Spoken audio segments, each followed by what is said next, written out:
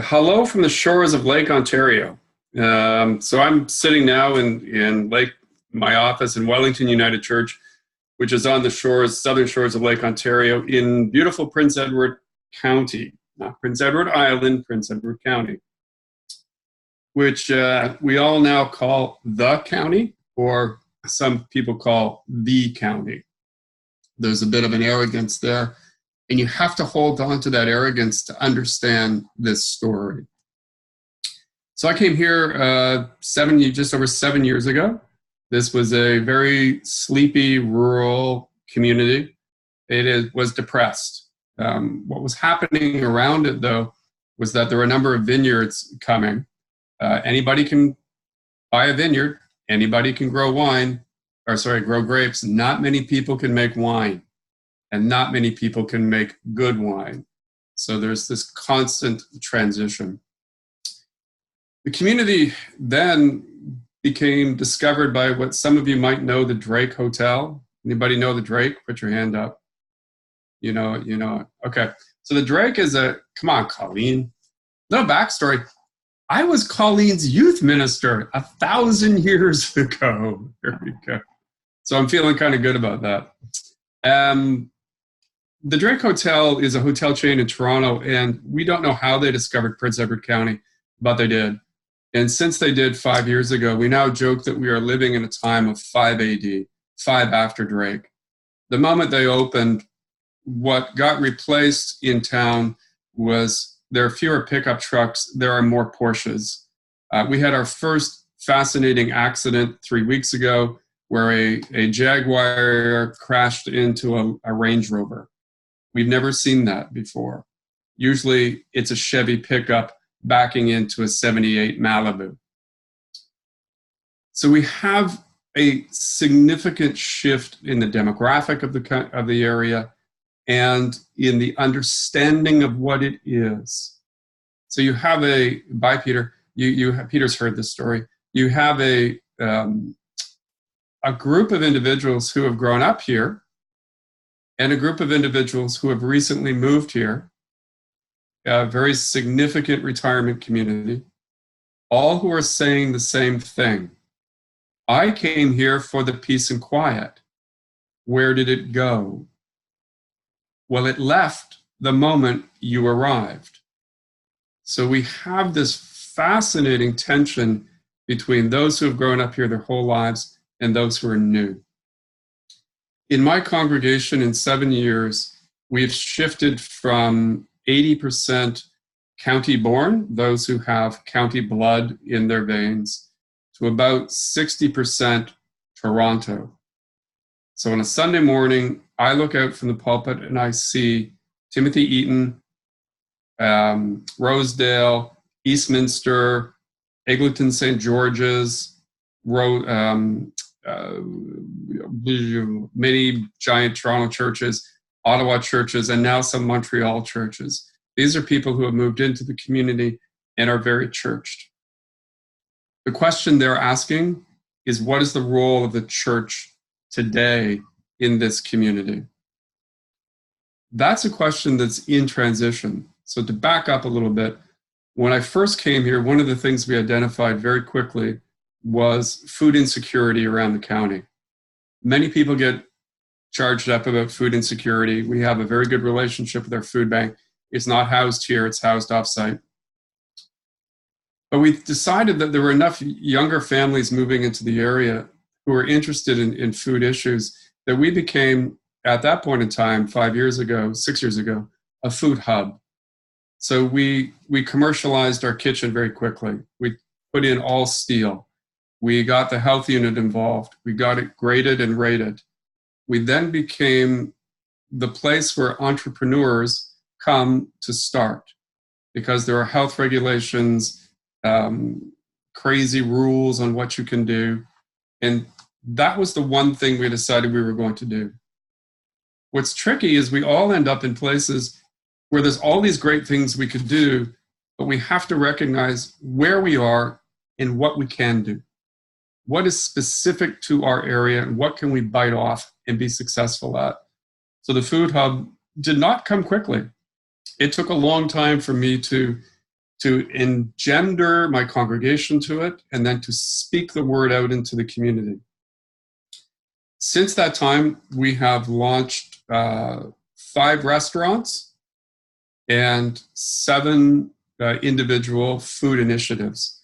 So that means people who have left the kitchen, moved into our farmers market, which has been running for 6 years now, left the farmers market stall and opened a restaurant, or left the farmers market stall and created their own initiative somewhere else, or are still in the farmers market. So these are people who started with their product in the kitchen, moved it into the farmers market, and that is their place of sale. We now have 2 Syrian families who have used our kitchen and are now selling in other locations. And we were able to help them navigate the public health system and things like that. So for 8 years, we've been focusing, or 7 years, we've been focusing on food initiatives. We are now in a time of transition because to be frank, I'm bored. We need to move on to something else. To be honest, I'm bored. And it's what I realized is that why I was bored is because I wasn't doing anything anymore. I had gotten out of the way. So we had been coining this term for the last little while, midwifery. We've reclaimed this idea of midwifing ideas into the future, to say we're here to get you started, to birth this idea, to listen to you, to help you do some stuff, and then let you go into the world so that we can focus on something else. And our new focus right now is housing. Where we live, where this church is, 2 houses down from the church, was recently purchased for $1.2 million and knocked down, which means this is a significant shift in the community. We have seniors who live in the retirement community who need to downsize, and they don't have anywhere to go. Now, Carla knows this piece. We've been doing some work around it before, but the new focus for us right now is housing. But we realize that we can't jump from one initiative to another. You can't take all that energy and shift it somewhere else. You have to live in the in-between times. And so that's where we are right now. We are living in the in-between time, but we needed something to do with that. So what we've become is this hub for awareness. So this year is the 2nd year of what we call Wellington Water Week. This is a joint venture with a group called Festival Players, which is now being steered by the artistic director for Stratford. And the musical component of World Water Week is being steered by the musical director for the Canadian Opera Company. So these are significant folks who have come here. Okay, does anybody have one of these things who listens into you all the time and then tries to figure out what you're talking about? Yes. I'm turning you off. Yeah. These are folks who are fascinated by where we are. Before I'll even engage in an idea with somebody, I need to have an understanding of how they see where they are, what their understanding of this geographic place is, what they believe is needed in this space and place, and then what can they bring to that conversation. So we have here at Wellington United, we as we speak, the air conditioners are going in because we host, yes, exactly. And the people are complaining already. It's going to be too cold, right? So as we engage now for the summer, we will host 11 concerts with the Canadian Opera Company, the Toronto Symphony Orchestra, the Commodores, a bunch of other folks, creating launch pads for young artists here who cannot yet, won't fill a big hall, but will fill a church or have half a church coming in here. The reality with Wellington United is last year I had the Canadian Opera Company. I had 60 people at every show. The next week I had Grandpa's Old Time Band. They were lined up outside, right? That's the nature of this community. So we are working to become a place right? Not so much the church, but a place. And it's seductive, right?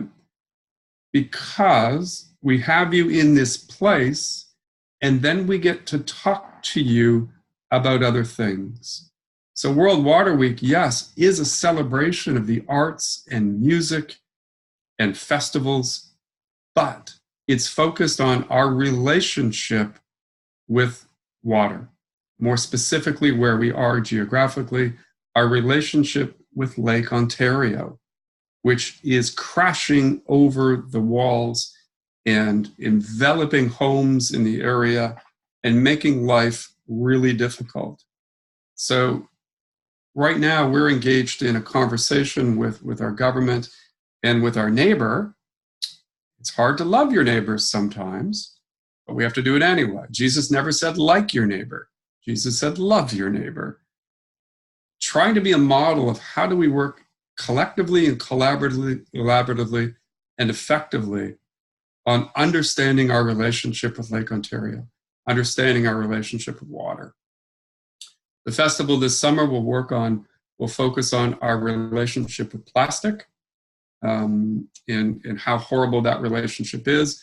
And the church will launch during that time, will announce that it is going to ban all single-use plastics. Pray for me, because that is a fascinating conversation to have with United Church women. It is really, really interesting, because the demographic is that's what they've always used. That's what they've always had around them. That's what they've baked within the last 10 years kind of thing. So what I realize is they're also a resource for change. Because our group here happens to be average age, a little bit younger, Jenny, than what you were saying. So we're in our 60s here on average, worshiping congregation of 90, active congregation of roughly 170, average age in the 60s, just retired, and very active, but very seasonal as well. Not here in the winter, not here much in the summer. So by engaging that group that often looks, or is often felt as if it's looked past, to understand that it has a mission initiative becomes very empowering for the entire congregation. So it's focusing on what groups within the congregation can continue to do, continue to add, continue to be part of our mission initiatives. And so plastic, water, and housing are where I'm really keying in on the voices of our older congregational members who are often in those transitionary times where they're in between houses and they can't find adequate housing. So really our story was, let's talk about food, let's come to the table, let's take that food initiative and use it as a stepping stone to something else. So the guidelines that we used for our food initiatives, we use now in our housing initiatives, which are identify the need, identify the geography, identify the resources, and then sit in the in-between time and figure out who's missing at the table, who do we need to have at this table, and then invite them into a deeper conversation. That's where we're at. And anybody got 80 grand? Because I have to build a seawall behind the church right now.